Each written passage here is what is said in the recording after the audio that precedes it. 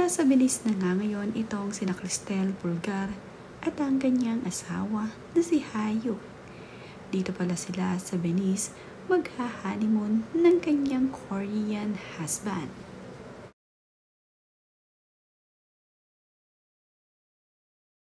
Mahaba-haba nga rin ang biniyahin ni Cristel Pulgar at ng kanyang asawa.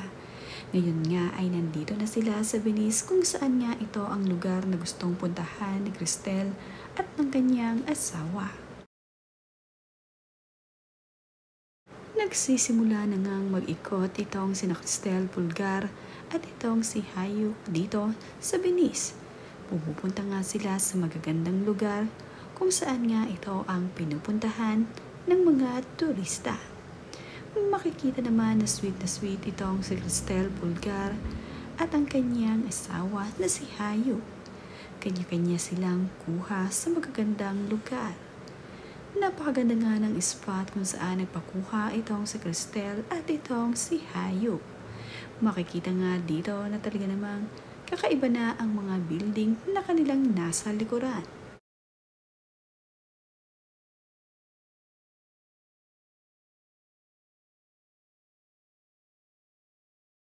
Ibinahagi nga din ni Cristel Pulgar ang kanyang first meal dito sa Venice.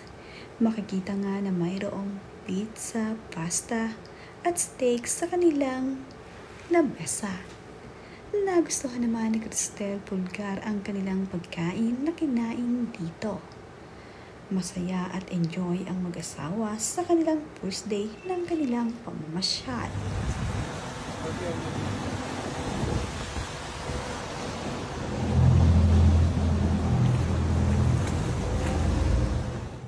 Ipinakita din ni Cristel Pulgar ang magagandang kuha na kanilang napupuntahan upang ito nga ay magbigay updates sa kanyang social media para sa kanyang mga fans at follower.